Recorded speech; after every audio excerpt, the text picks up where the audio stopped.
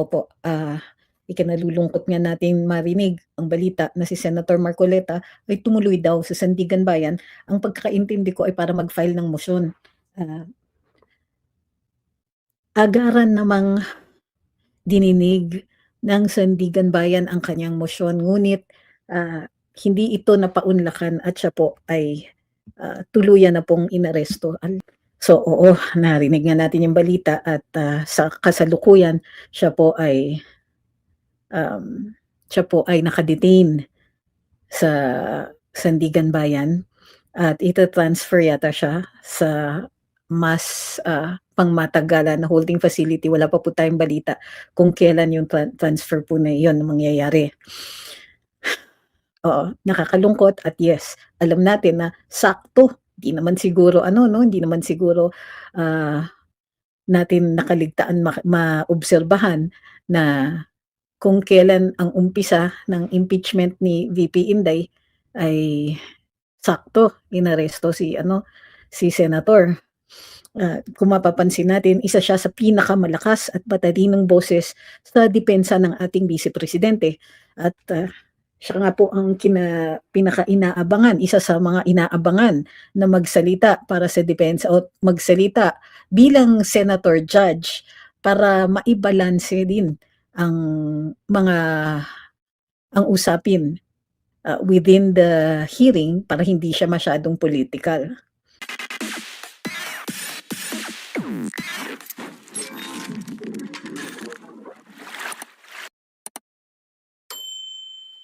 Pero ako personally hindi ako nalulungkot, nagagalit ako. Hindi na lungkot ito, kasi masyado namang harap-harapan na sa atin, masyado nang ipinapakita sa atin na it's all politics, all in a day's politics ang nangyayari at nakikita natin.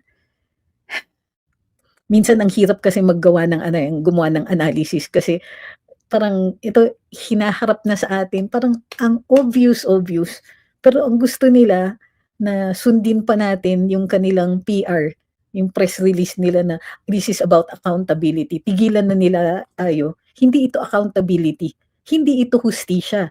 Kasi kung namimili lang tayo kung sinong aarestuhin, kung sino ang mahaharap sa hukuman, hindi yan hustisya. Selective justice is not justice. Okay. Sobrang garapalan na kasi, nakakainis na. Parang ano ba 'to, nilalaro lang ba nila tayo? Alam na natin yung kaso ni Senator Marcoleta, pinag-usapan na natin, pero bigyan natin ng konting ano, isang pasada lang. Tumanggap si Senator Marcoleta ng campaign donations, the year before, bago nag-umpisa ang campaign period.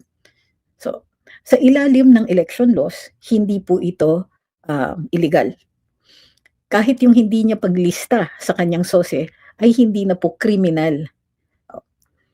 Kaya doon sa COMELEC, siya po ay napawalang bisa na, napawalang sala na. Pero bakit itinutuloy ng ombudsman? Okay, ayon sa ombudsman, dahil tumanggap siya ng pera nung siya po ay kongresista, then ill-gotten wealth ito and therefore plunder. Ha? Ano ang depensa dito? Well, unang-una, hindi yan public funds, pero ang claim ng ng ombudsman ay ito ay ill-gotten wealth. Kung may pera na nakuha, bunga ng posisyon ng isang tao, yan daw po ay ill-gotten wealth. So malakas naman ang depensa ni Senator Marcoleta pagdating dyan. At yan nga po ang primary defense niya. Binigay ito bilang campaign contribution at ang campaign contribution po ay hindi illegal na pagtanggap ng pera ng isang opisyal, lalong-lalo na yung opisyal na yun ay tumatakbo, ay kandidato. Oo, tinanggap niya bago pa siya naging kandidato, pero hindi ibig sabihin nun ay tinanggap niya for nefarious reasons, 'di ba? With criminal intent. So, kasabay nga, o tama, sabi ni Sir Bill, abangan din daw na si Kong Mike, since magkasabay daw pag-issue ng warrant of arrest sa kanya bilang isang co-accused. Correct yan. Nakakatawa yan kasi parang lumalabas na may conspiracy dito kung kaya't yung mga tao na nagbigay, co-conspirators daw para sa pag-acquire ng ill-gotten wealth ni Senator Marcoleta. Pero paano magiging ill-gotten wealth yun kung ginamit naman sa eleksyon at ang intensyon ng pagbibigay ng pera na yun ay para sa eleksyon? Okey? So, um, kaya nga hindi ito election case. Dahil sa COMELEC, napawalang sala na siya. Ang pinakalaban dito ay kung ito ba ay ill-gotten wealth at maliwanag kung ito ay ginamit para sa kanyang kampanya, then it cannot be ill-gotten wealth. Or at least yan ang nakikita natin na depensa. So so, ay, the timing of the arrest, the timing of the case na sunod-sunod nating nakikita ay mga senador na nathi-threaten ng mga kaso, nathi-threaten with the filing of new cases. Ito po ang kaya nagkakaroon ng suspetsa ang ordinaryong mamamayan na hindi nga ito hustisya, timing. Sabi ni Yowo, "Ginagago na po tayo, harap-harapan na." Actually, matagal na tayong ginagago ng harap-harapan. Pero ngayon, parang may tinatawag na impunity. Hala, impunity ba ika niyo? Talaga. Kasi dito, ang galawan ay galawan dito sa Office of the Ombudsman. Sabi ni Attorney Bill, "I pray that the motion to quash filed by Senator Marcoleta's lawyers be granted. If not, then aabangan natin ang pag-file ng petition for bail." I understand na denied na, pero hindi ako sure ha. Kasi yun po ang naririnig natin is that mukhang dininay yung motion to quash, so may MR pa. So, and then after the MR, pwede pang mag-file ng bail. Ia-argue lang, kahit hindi po bailable yung offense ng plunder para dun sa mga nakikinig, maaari pa rin mag-file ng bail, magko-conduct ng hearing yung hukuman kung evidence of guilt is strong.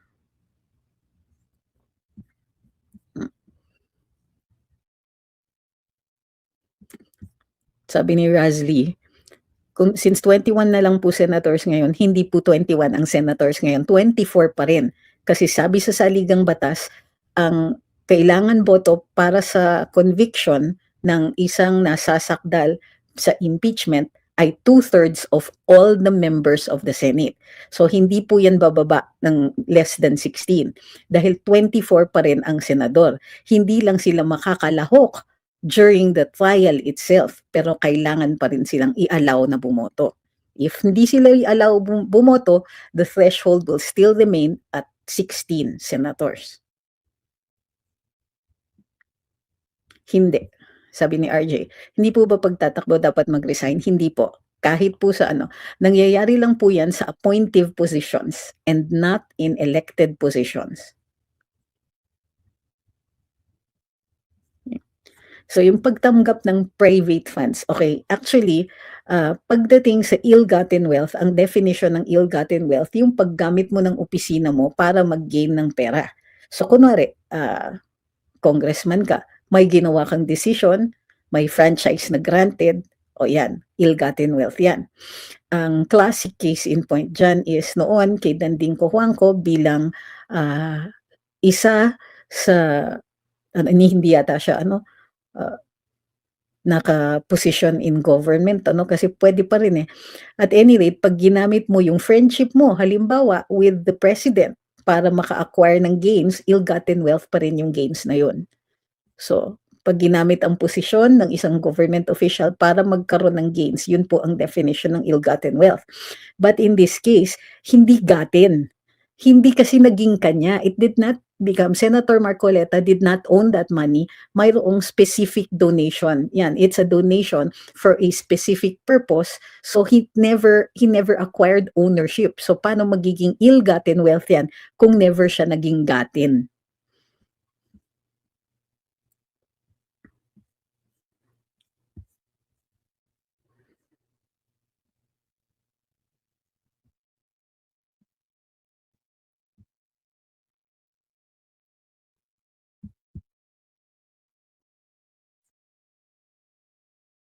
Sabi ni Ma'am Jen, walang kwenta ang bansa ngayon, tapos na ang laban natin, wala na, hari na si Bangag na adik, wait na lang natin 'pag namatay siya. Ma'am, kung magsalita naman kayo para naman kayong others, para naman kayong kalaban. Unang-una, bakit dinadamay mo yung bansa? Ang mga walang kwenta ay yung mga opisyales na hindi naman nagbibigay ng serbisyo, bagkus ay nagnanakaw pa. So, bakit niyo naman idadamay pati yung taong bayan? Kasi bahagi naman tayo ng bansa. Bakit naman napakaganda ng ating bayan, idadamay niyo pati yung bayan. So, kaya unang-una, hindi walang kuwenta ang bayan, walang kuwenta yung mga opisyalis na tiwali. So, walang kuwenta ang mga nagnanakaw. Kung may kasabwat silang nasa private sector, idamay na rin natin sila. Pero wag niyong idamay ang taong bayan. Hindi po tapos ang laban kasi nakaharap pa sa impeachment si VP Inday at kailangan natin ipaglaban siya. So hindi ko alam po kung saan nanggagaling yung sabihin ninyong tapos na ang laban. Pangalawa, si Senator Marcoleta ay arestado. Pero hindi ibig sabihin nun ay bababa sa 16 ang required number para bumoto for the conviction of VP Inday. 2/3 of all the members of the Senate ang nakalagay sa saligang batas. So, hindi natin kailangan intayin na wala na siya sa mundo para makakamit ng hustisya, may hangganan din po ang kanyang pagkapangulo.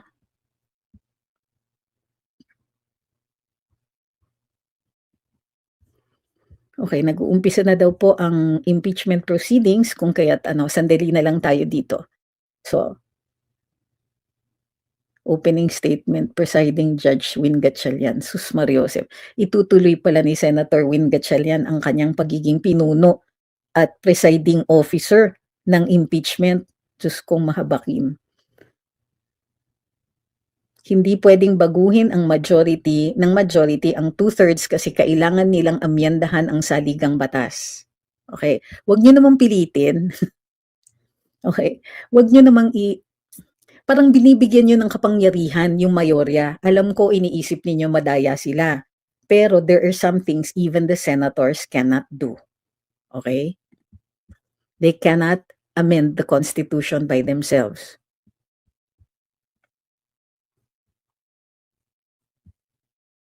Hindi naman po only in the Philippines, wag naman po tayong ganyan. Wag niyo naman idamay ang buong Pilipinas. Kung may mga GAGO sa ating mga opisyales, may mga tiwali, may mga masasama haba ng sungay. Wag niyong idamay ang taong bayan, wag niyong idamay yung mga biktima. So don't say rin only in the Philippines, wala naman tayong monopoly on corruption. Meron din sa ibang bansa.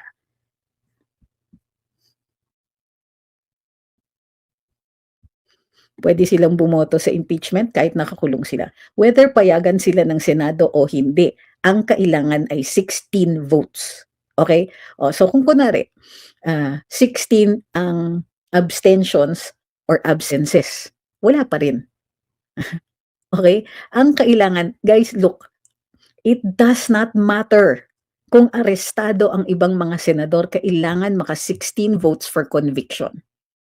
Hindi natin sinasabi na so even if Senator Marcoleta cannot participate, even if Senator Jinggoy cannot participate, 16 pa rin ang bilang na kailangan mag-convict. Huwag niyo nang pansinin yung mga pwede ba silang bumoto o hindi. Arrest will not alter the number required for convictions.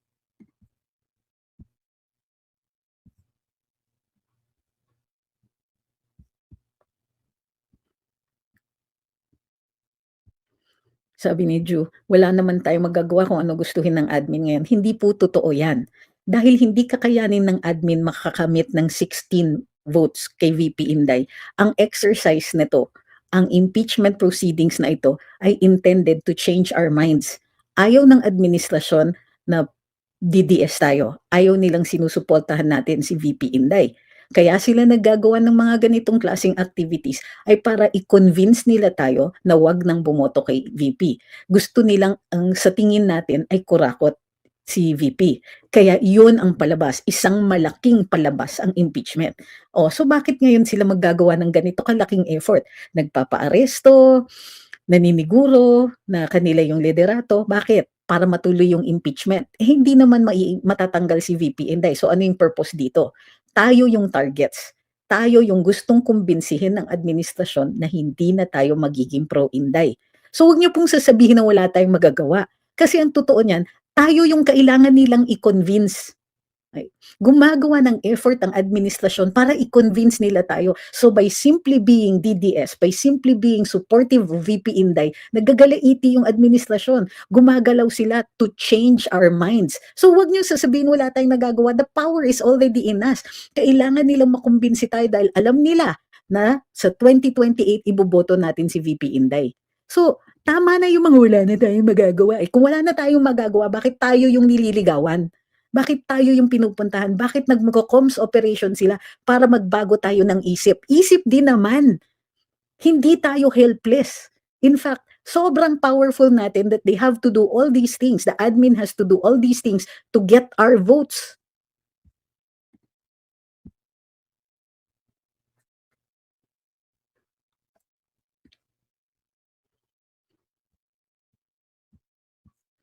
Sabi ni Attorney Bill, walang mangyayaring trial ngayon, purely procedural matters lang ito because they would still have to resolve Senator Judge APC's issues raised. Good.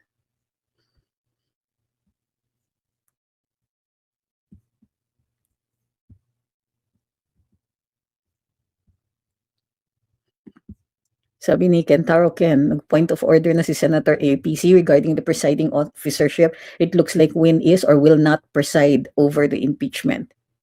Okay, good.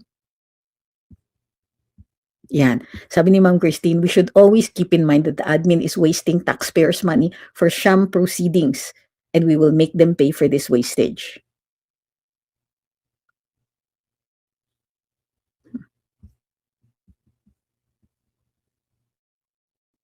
Sabi ni Sir Bill, pustahan tayo, 672 days na lang until the next elections. Hindi matatapos ang impeachment trial. Yes, tama si Sir Bill. Malaki ang chance na gustuhin ng mga magkakampi dyan sa administrasyon na tuloy-tuloy ang impeachment. Kasi ito ang negative publicity na ginagamit nila laban kay VP Inday. At bakit kailangan bigyan ng negative publicity si VP Inday? Para hindi natin siya iboto. Pues, let's do the opposite. Mas lalong dumami dapat ang boto ni VP Inday sa 2028.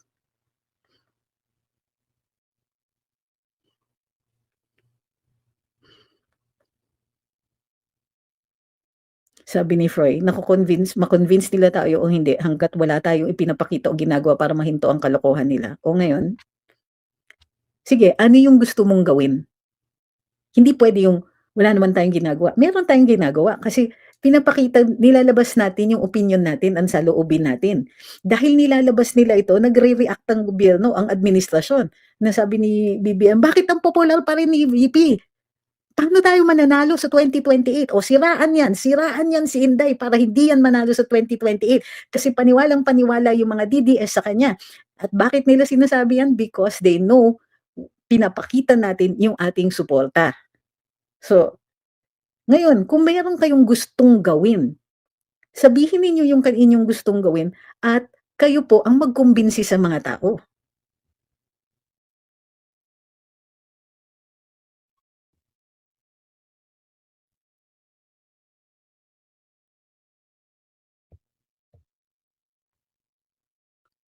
Sabi ni Sai, I think pinupush talaga ng admin na to ang CONAS pag di bumaba ang surveys ni VP Inday. Oo, correct. Sabi ni Brian, huwag tayo mawala ng pag-asa mga kababayan. Ganito kasi yun eh. Kasi you're losing sight. Ano bang focus? Tingnan no, ano yung sinasabi ni VP Inday? 2028, nag-announce siya, tumatakbo siyang kandidato. Nag-announce siya. Di ba? Nga, gusto niya, hindi niya hinihingi no bumaba si BBM before the end of his term. Bakit? Para daw makita natin until the last possible day kung gaano ka-failure si BBM. Okay? Di ba? So ano yung ibig sabihin nun? Ibig sabihin, ang strategy ni VP Inday ay umabot tayo ng 2028 at ipanalo natin doon. Yung mga humihiling ng, wala ba tayong gagawin? Wala naman tayong ginagawa. Ay, huwag nyo kaming isama ha, doon sa mga walang ginagawa. Lahat ng rally na nandyan ako sa Pilipinas, pinupuntahan ko yan. Andun ako, kayo ba, sumasama? O kung hindi naman marami ang nakakasama, anong ginagawa ninyo para makumbinsi ang mga kababayan natin na pumunta? Di ba? O, yung mga naghihiling na may gawin, eh may ginagawa naman. Unang-una, tuloy-tuloy ang pagpapakita natin ng suporta kay VP Inday. At yung suporta na yan, yan ang kinatatakutan ng admin. Yan ang kinatatakutan ng mga taong nagpa-aresto kay Sen. Marcoleta, nagpa-aresto kay Senator Jinggoy, nananakot ng ibang mga senador. Yun po ang ginagawa nila kasi alam nila na they have to do something drastic para magbago ang isip natin. Ang hindi nila alam, decided na tayo. na mananalo si VP Inday sa 2028 at mananalo ng solid. Right? So, ang hindi natin dapat ginagawa ay tumigil o mawalan ng pag-asa. For as long as we continue our support for VP Inday, she will survive until 2028 and she will be the next president.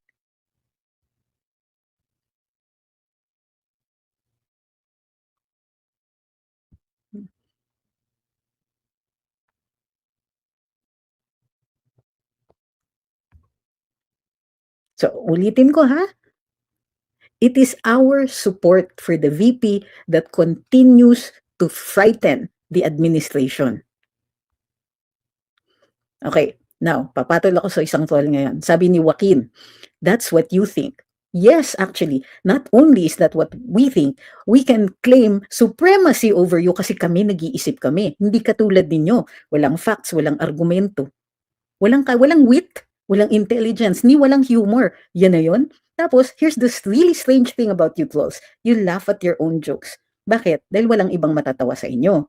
Diba? So, instead of realizing that your joke has already fallen flat and violates all of the rules of logic and they aren't even funny, ew, wala, fail. Ang swerte-swerte nyo nga, pinapatulan ko kayo ngayon. So ulitin ko ha, sabi ni Joaquin, that's what you think. Ay tama, kasi tayo nag-iisip tayo. Advantage yan over these people who have no facts, no wit, no intellect, no argument, no nothing. Not even a frigging theory that's gonna stand scrutiny. So, bye-bye.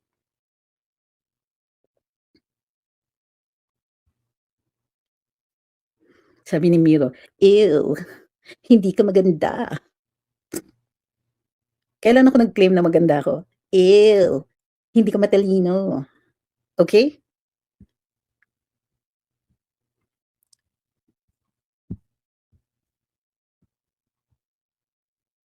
Yung page nyo po sa FB unavailable. I don't think so. Nope, it's available. Baka na-block kayo inadvertently.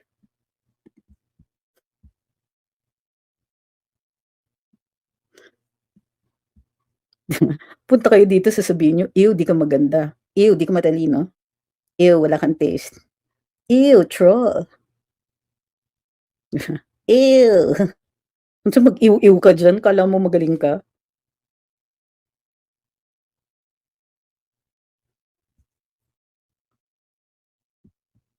Billy says, habang ginagawa nila itong abuse of power, good way to put it, and wasting people's money, also a good way to put it, mas lalo silang nag-overwhelm sa support.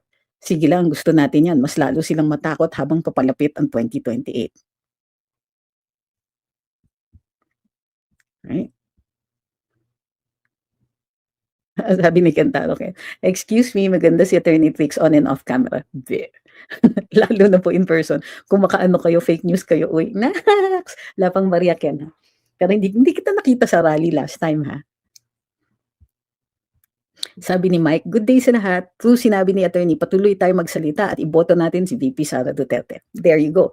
So, this explains kung bakit ngayon pa lang, recently, di ba, nag-announce si VP, tumatakbo siya, kandidato siya para sa pagkapangulo. That's the reason why. So that we will continue to voice out our support for her and to continue and to start campaigning for her. Because anong ginagawa ng kabila? Nagne-negative campaigning na sila against VP Sara. That's what's happening now. Nagne-negative campaigning sila and these impeachment proceedings are a big part of that negative campaigning. So what do we do in the meantime? Aba, tuloy-tuloy ang suporta kay VP Inday. At huwag natin payagan na yung mga maling logic o maling reasoning na ginagamit dyan sa impeachment ay maantig pa tayo. Ano yung si VP Inday? Unbothered. Kung siya yung gusto nating leader, unbothered din tayo.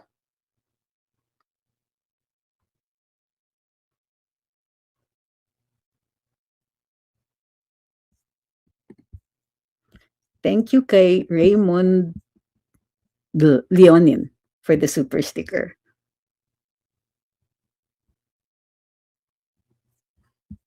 Ayan, sabi ni El Fontiveros Oli, I support VP Sara. Sabi ni Abdullah Arnaldo, ISD 2028.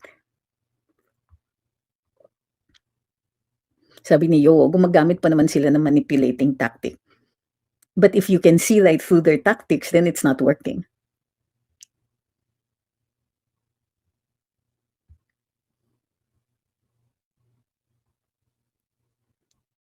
Thank you kay Maglalayas. Hi kay Jules, hi kay Veria, Ma'am Alma.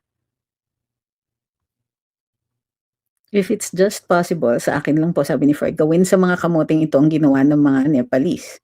Well, unang-una, hindi sinusuporta ni VP Inday yan eh. But she's not telling us to stop either. Diba? Sabi ni Ma'am Shirley, how do you feel that an innocent man be incarcerated? Ma'am, he is detained. He is not imprisoned or penalized. So this is part of the system of justice. It's part of the proceedings.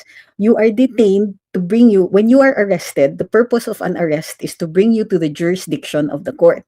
Now, for certain crimes, there is no bail. The Constitution allows it for crimes involving that are punishable by reclusion perpetua and above, or capital crimes, and if evidence of guilt is strong.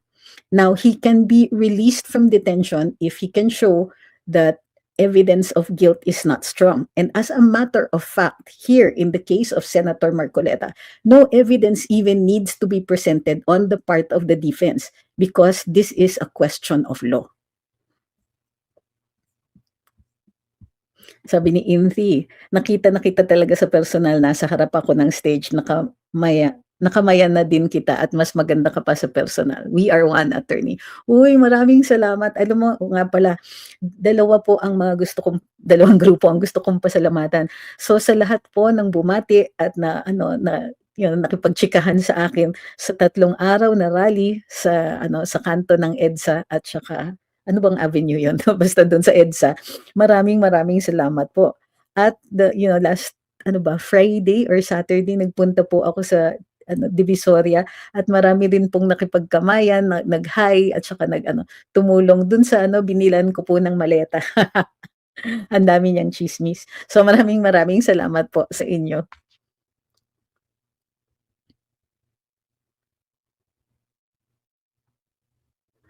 Sabi ni Ma'am Alicia, nung nalaman na magtakbo as president, ayan na daming kaso, pati mga kaibigan ni VP kinasuhan na. Ma'am, actually, kinakasuhan na siya bago pa siya nag-announce. Kasi 2025, di ba, yung last impeachment. Sabi ni Hey Joe, tuloy ang suporta at laban para kay VP Inday. Mabuhay po kayo. I support VP Inday for president. Sabi, habang sinisira nila si VP naman chill lang, handang-handa. Sabi ni Rigor, basta kami, Sara, 2028.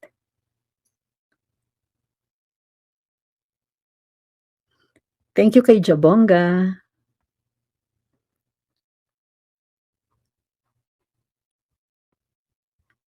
Okay.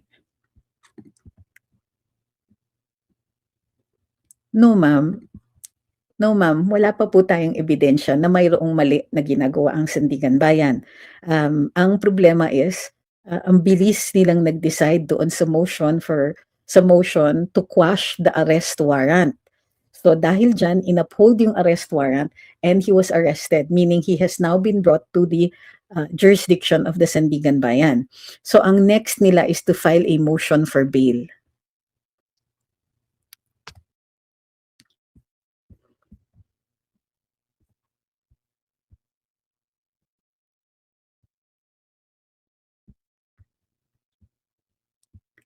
Sabi ni Keshi, sagutin natin 'to. Sabi niya, galing mismo kay Senator Marcoleta ang ebidensya kaya siya kinasuhan tapos sasabihin niyo ginigipit sila ng Pangulo.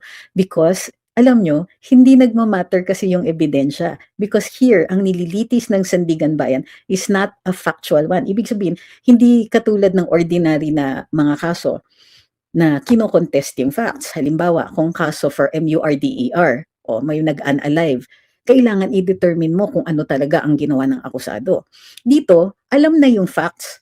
In fact, pwedeng sabihin ni Senator Marcoleta dun sa prosecution, we adopt all of your evidence. But the question that is brought before the Sandigan Bayan is whether or not that constitutes a crime and whether or not that constitutes the crime of plunder. So, it is not a question of evidence anymore. Kaya pointless yung ina-argue nyo.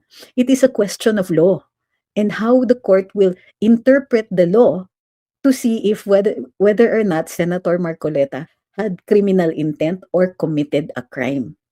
Okay. Now, bakit lamang si Senator Marcoleta dito? Because ang claim is plunder because he acquired ill-gotten wealth. What is ill-gotten wealth? When you use your office to obtain money. Now, in this case, it is uncontested that he received campaign funds. Did the campaign funds become his property? Of course not. These were donated by the donors straight into the fund that he used for campaigning. That did not belong to him. So that is the issue there. So sasabihin ninyo, si Marcoleta nag-provide ng ebidensya tapos ginigipit siya ng Pangulo. Oo, because the ordinary meaning of ill-gotten wealth is the use of the office to gain wealth. May gain ba dito? Yan ang kino-contest nila ngayon. How can there be gain? Kung may gain dito, then lahat ng tao na tumatanggap ng campaign funds should be paying taxes on those funds if there is gain. Okay? So yes, nanggigipit sila by interpreting the law to detain Senator Marcoleta.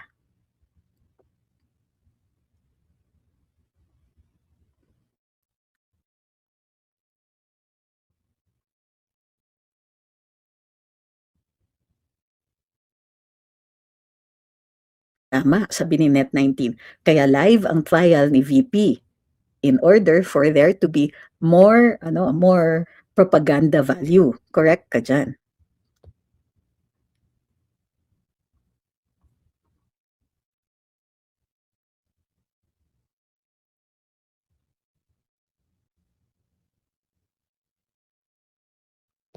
Sabi naman ng isa pang opposer dito, I'm thankful this country is being saved from opposing people like you. Puro kayo issue.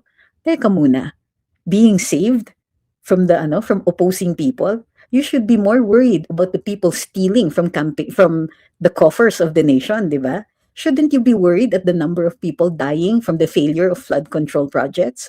Shouldn't you be concerned at the lack of services? Shouldn't you be concerned about the people who are stealing from your healthcare? But of course, you don't see that because you choose not to see them. Instead, you see vociferous people like myself expressing opinions contrary to yours. And all you can say is, I'm thankful for this. Well, I am thankful that we're going to have a future because VP Inday is going to win the presidency in 2028. Sabi ni Inday, impeachment for Remulla, posible ba? Well, if they have the numbers in Congress, of course it would be possible.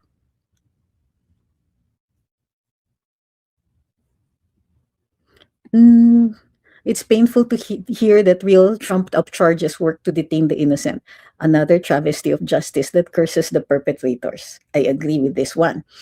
But remember also how we react when people, are granted bail or they continue to hold office even if they're facing lawsuits. This is the other side of the coin.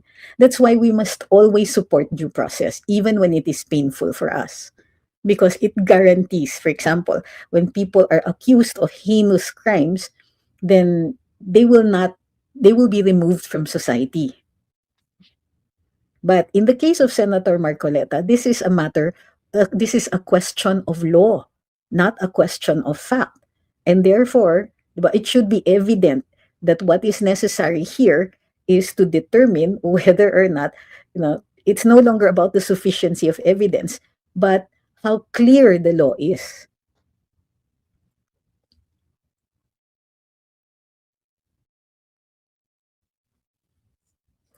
Paano kaya nagkaroon ng probable cause ang Sandigan Bayan?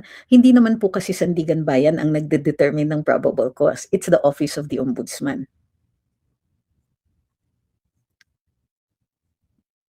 Okay, so manood na po tayo ng impeachment ngayon. We're missing so much. Tapusin na po muna namin ang live na ito. Gabi po kasi dito, so medyo inaantok-antok na ako. But we will see what we can, kung ano pang maaabutan ko mapanood dito sa impeachment. And let's see what's going to happen about that. We will have live as soon as ma-terminate yung impeachment proceedings for the day. In the meantime, maraming salamat po sa inyo at maraming salamat sa tuloy-tuloy po ninyong pagsusuporta sa Luminous. We'll try to be back as soon as possible. So si Boying ang nag-decide niyan? Yes. For the probable cause hearing, yes. Sabi ni Ken, I have a question. Does Kiko Pangilinan have litigation experience? He had the floor and his statements were quite lame for someone with a law degree. Sorry, not sorry. I think he was with the law office for quite some time, but he wasn't the litigation partner. And I understand he was the rainmaker. So it might be, yeah, that's the reason why he has limited litigation experience.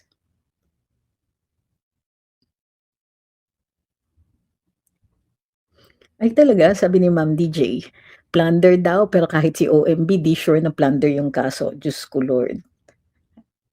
Saan mapapanood ang trial? I think it's on YouTube and I think Senator Alan is also live. Okay? So maraming salamat po. We'll see you later. Good